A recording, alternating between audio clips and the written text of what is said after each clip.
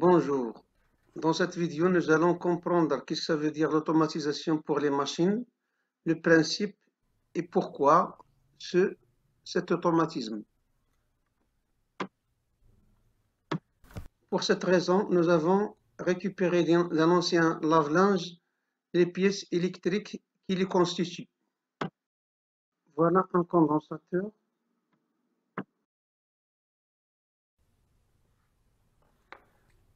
Une pompe à eau.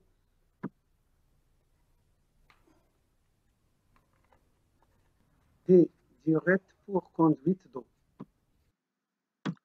Le moteur électrique fonctionnant sous la tension 220 volts et un condensateur de fonctionnement dont la capacité ici est de l'ordre de 45 microfarads. La pompe à eau, la résistance chauffante,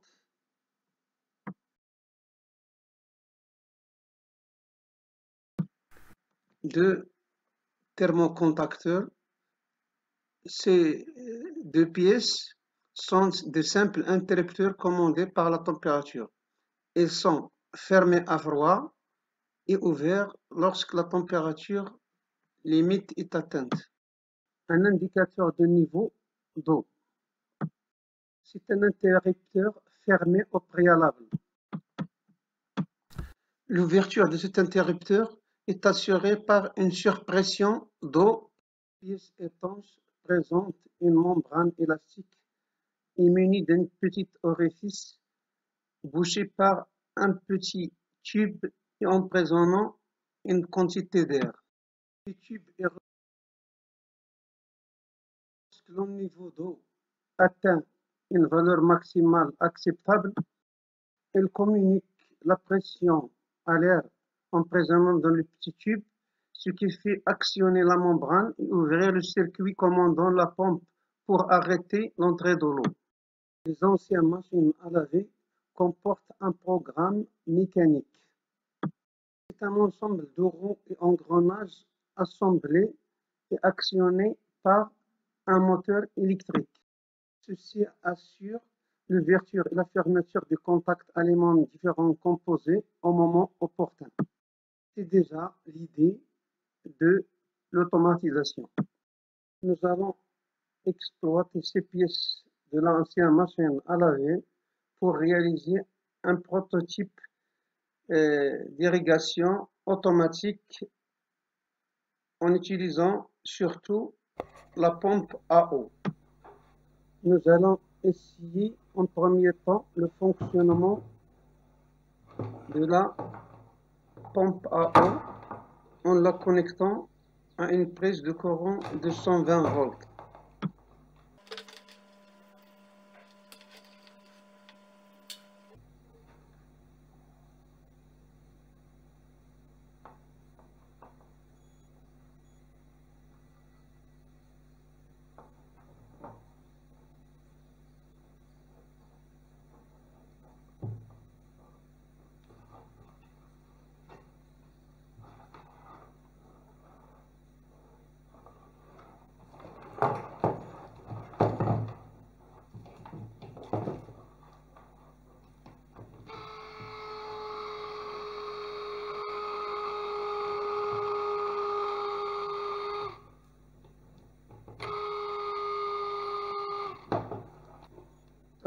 C'est une autre pompe à eau. Il présente un ventilateur de refroidissement.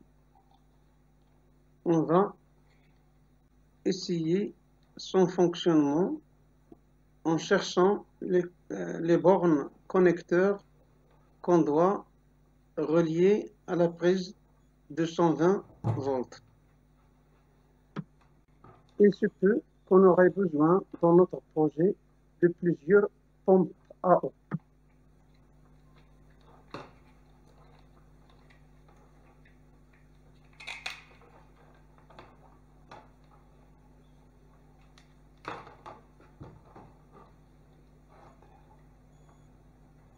On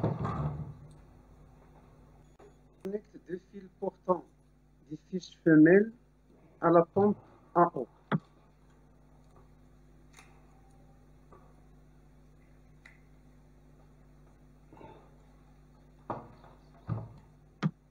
et à l'aide d'une pince à dénuder, on dénude les deux extrémités des fils, ce qui permettra par la suite de les mettre à une prise de courant.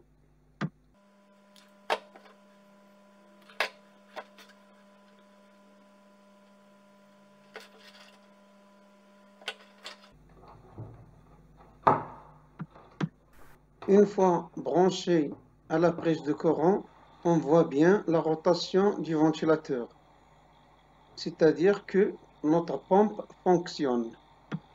Mais il reste à tester si cette pompe aspire de l'eau.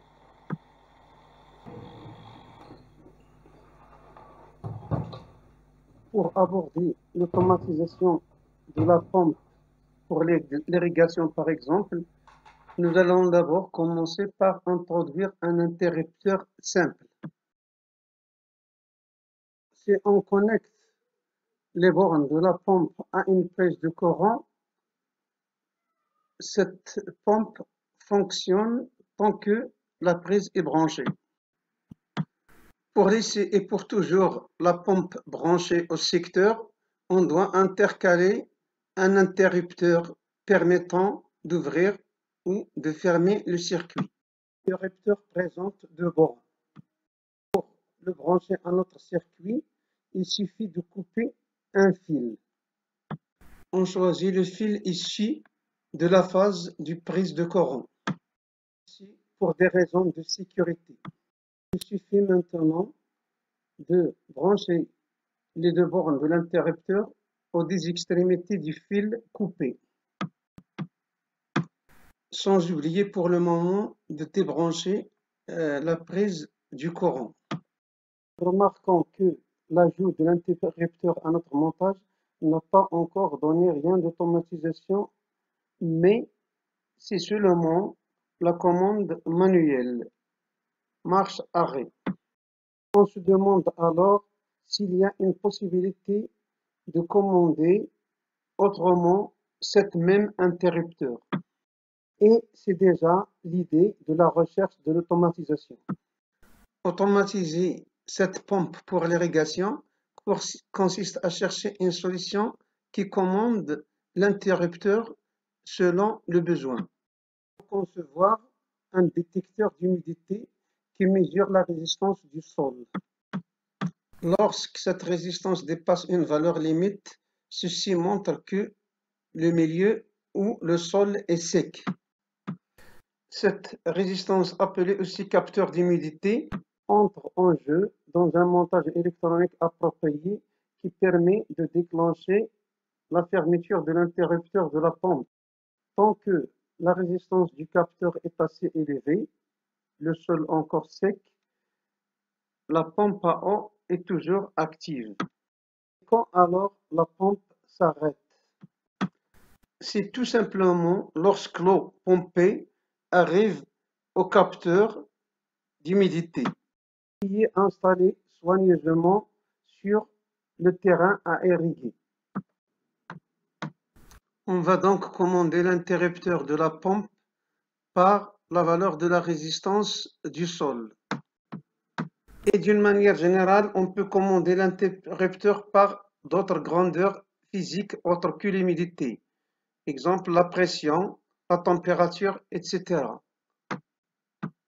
Nous détaillerons plus tard dans une autre vidéo le montage pour ces capteurs.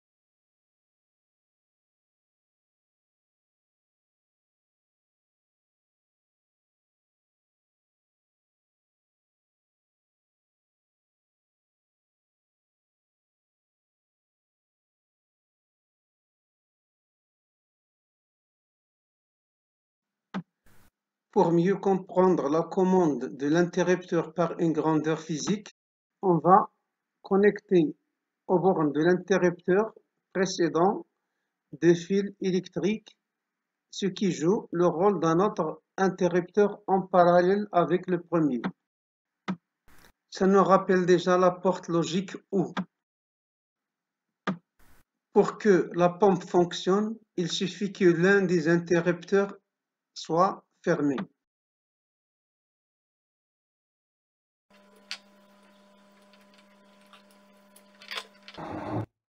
On voit de près les hélices de la pompe. Ces hélices sont entraînées par un moteur électrique et permettent d'aspirer l'eau. Maintenant, nous allons brancher la pompe à une prise de courant de 120 volts et la faire actionner grâce à l'interrupteur. Je vous rappelle que on a mis en place un autre interrupteur en parallèle avec le premier à l'aide de deux fils. Une fois la pompe est branchée à la prise de courant, on a deux possibilités pour la faire fonctionner. Soit actionner l'interrupteur 1 ou l'interrupteur 2 en faisant un contact direct entre les deux fils. J'ai ajouté ici deux fils en parallèle. Donc je vais utiliser ce rallonge ici. Prise femelle, c'est-à-dire dans cette prise femelle, il suffit de les monter.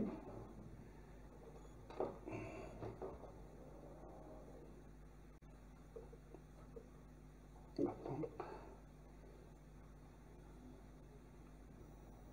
Je vais chercher une prise de courant. C'est ici. Je vais alimenter. Voilà. À l'aide de l'interrupteur.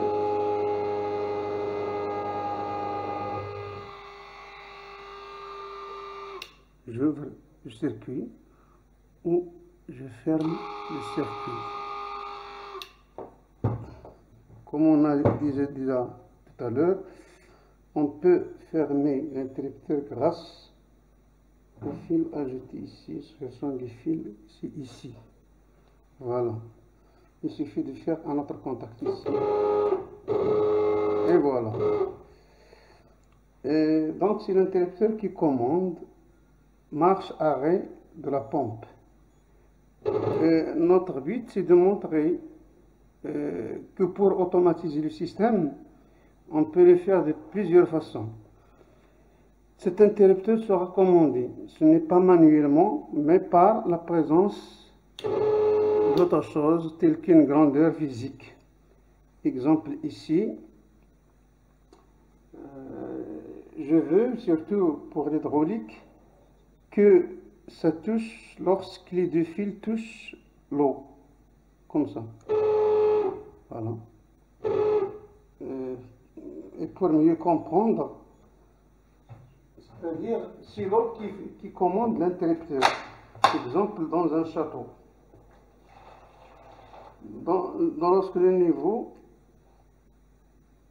d'eau atteint une valeur, la pompe fonctionne. C'est peut-être la valeur minimale. Attention, ici on va rapprocher le fil. Et ça, ce n'est pas faisable dans la pratique, pour comprendre. Parce qu'on ne peut pas alimenter le puits par de 120, sinon c'est la terre, le disjoncteur va être ouvert pour raison de sécurité. Ici, on est isolé dans un verre. Voilà. Si le niveau d'eau est bas, la pompe ne fonctionne pas. Si le niveau d'eau est haut, elle fonctionne. Voilà donc une façon. Même si on ouvre cet interrupteur, ça ne marche pas. Donc maintenant ça marche grâce à l'interrupteur. Si je le ferme, ça ne marche pas. Si je remets la sonde dans l'eau, ça marche. Et voilà. Ça, c'est la première étape. Deuxième étape, on espère commander les 220 volts à l'aide de 12 volts par le biais d'un relais électromécanique. N'oubliez pas que la pompe est encore alimentée. Voilà. Mais je veux commander cet interrupteur par un relais. Rappelons, qu'est-ce qu'un relais? Un relais, il a une entrée 12 volts. Et dans l'autre côté, c'est l'interrupteur. L'un ouvert lorsque la tension est nulle. Il est fermé lorsque la tension a lieu. Lorsqu'on a les 12 volts ici. C'est-à-dire, on a le choix entre le rouge 1, le rouge et 2, noir.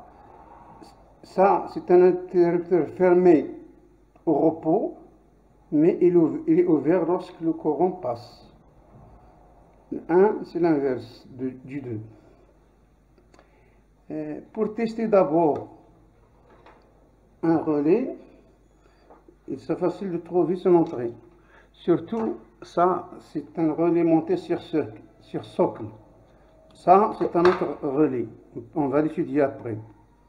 Pédagogiquement, on utilise celui-ci déjà dont on connaît l'entrée. Voilà l'entrée 12 volts.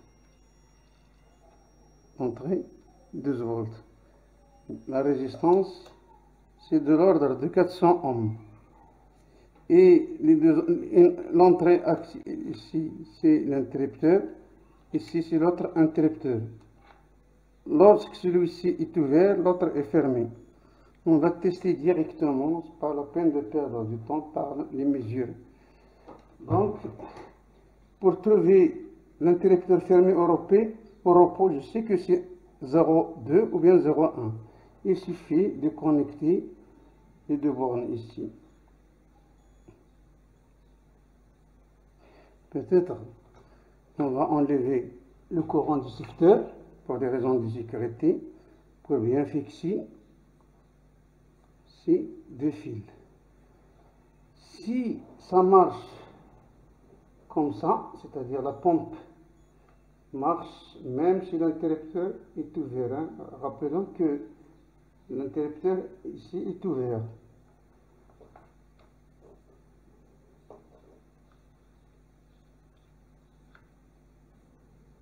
Voilà. Si ça marche, cela veut dire que c'est fermé. Sinon, si ça ne marche pas, je vais changer.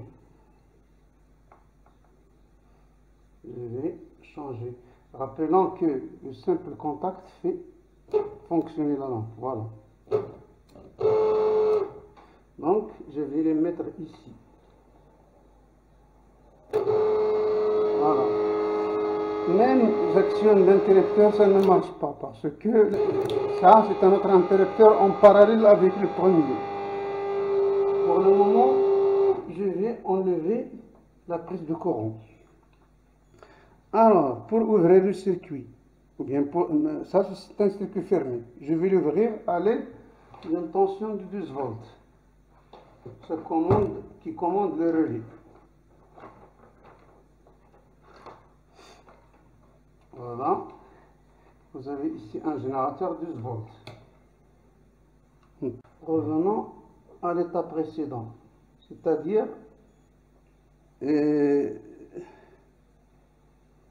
vais mettre le courant d'abord. Si j'enlève un fil, ça marche. Il faut actionner l'interrupteur. Voilà, c'est un autre interrupteur déjà fermé au préalable. Pour ouvrir cet interrupteur, je l'ouvre à l'aide d'une tension appliquée à l'entrée. Les 12 volts, ça n'a rien à voir avec le secteur. Voilà. Voilà. Une fois l'entrée de relais est alimentée, cet interrupteur est ouvert. Par contre, le deuxième, c'est fermé. Regardez ici, j'éteins. Ça se passe rien. Voilà. J'allume, ça s'arrête. Hein, on veut l'inverse. C'est-à-dire la présence du courant cet interrupteur est ouvert.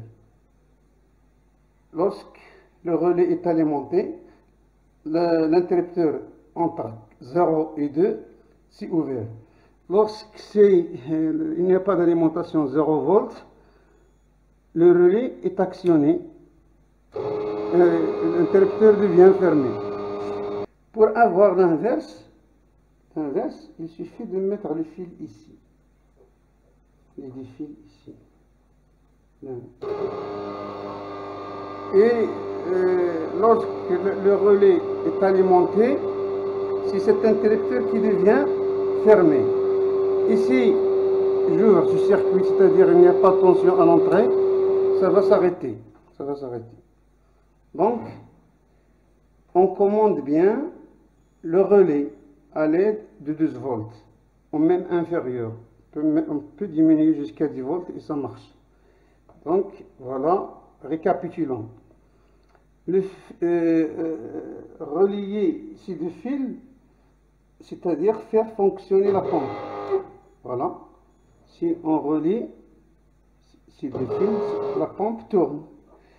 Et si on veut la faire tourner par une commande de 12 volts, il suffit d'attaquer le relais à l'entrée par 12 volts. Voilà. Si j'ouvre le circuit, après un certain temps, ça s'arrête.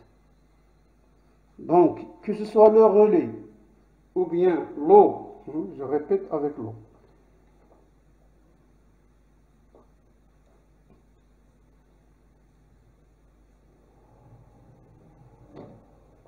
Voilà. C'est dont je reprends. Ou contact direct. On peut faire un contact direct. Voilà. Maintenant, on a compris le fonctionnement du relais. Le relais, il commande deux interrupteurs. Au repos, c'est 0,2 qui est fermé. Lorsqu'il est actif, c'est-à-dire lorsqu'on applique 12 volts, c'est 0,1 qui est fermé. Et 0,2 devient ouvert. On levant d'abord le courant du secteur. Reste maintenant à étudier ce relais-là. Un autre relais de voiture. Mais il faut faire attention toujours. On va mettre le multimètre en position en mètres. Ici, vous avez une résistance. On va voir sa valeur. À peu près 83 ohms. Ça, c'est sur l'entrée. C'est-à-dire, on doit appliquer l'alimentation ici pour faire fonctionner ce relais. Notre alimentation, on va la prendre ici, 12 volts. Et je vais toucher ici. Attention, il y a un effet de bobinage. Lorsque je ferme, j'entends l'enclenchement et le déclenchement. Si je n'entends pas, je dois mesurer.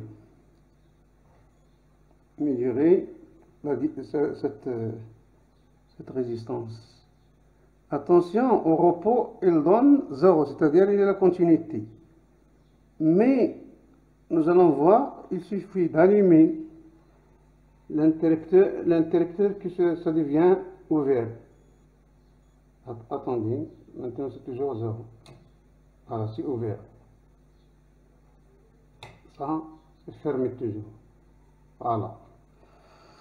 Ce relais joue le rôle de la position 0,2, c'est-à-dire fermé au repos et ouvert lorsqu'il y a une tension. Et voilà pour ce jour. On va s'arrêter ici pour dire qu'on peut commander la pompe grâce d'abord à l'interrupteur ou à notre interrupteur direct en parallèle avec le premier, ou en utilisant un relais ou un conducteur comme l'eau. C'est le principe du niveau d'eau. Encore une fois, il ne faut pas s'amuser parce que en réalité, on ne peut pas utiliser les 220 volts dans un château directement ou un puits. Sinon, Ça, c'est un court-circuit ou bien on est relié à la masse, à la Terre. Et ce qui fait appel au disjoncteur pour couper le courant. Récapitulons. La pompe nécessite les 220 volts. Si j'alimente ici, rien ne se passe. Il faut fermer l'interrupteur. Si j'ouvre cet interrupteur, vous avez un interrupteur en parallèle. C'est l'interrupteur qu'on doit commander. Soit par le relais, soit par l'eau, soit par une autre grandeur. Une autre grandeur. Vous avez ici.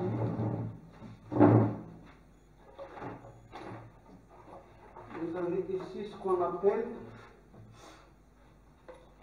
un manomètre de la pompe, de la machine à laver. On va chercher quel contact devient fermé lorsqu'on souffle dedans. C'est-à-dire lorsqu'il y a de l'eau à l'intérieur, la pression augmente et il fait actionner des interrupteurs. Soit en les ouvrant, soit en les fermant. Pour cela, toujours, j'ai intérêt à éliminer le courant et à utiliser mon matrix pour mesurer les contacteurs. Par exemple, je prends celui-ci au hasard avec celui-ci. Ça ne donne rien, il n'y a pas de contact. Par contre, si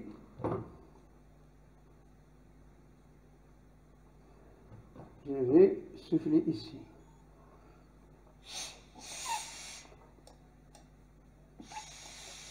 j'entends des contacts, mais il faut chercher le contact mis en jeu. Ça, c'est un contact au repos. Hein. Regardez ici.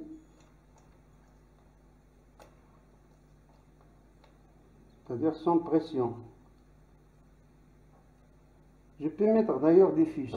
Regardez ce contact établi, sans pression. Lorsqu'il y a de la pression, je vais souffler ici.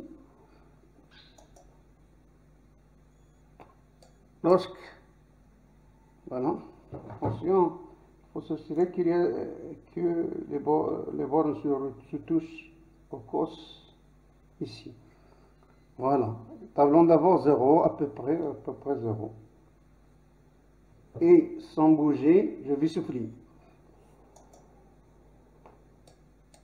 Voilà. Et voilà. Donc, la pression de l'eau peut commander donc cet interrupteur. C'est-à-dire relier les bornes ici, c'est simple, une borne ici, une borne ici. Ça marche au repos. Lorsque la pression augmente, le niveau d'eau est assez haut, le circuit devient ouvert, car l'eau va communiquer cette pression au manomètre.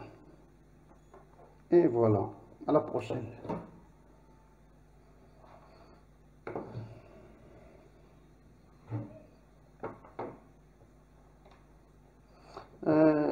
Notre but, c'est de réaliser un projet d'irrigation, c'est-à-dire commander la pompe pour remplir un château.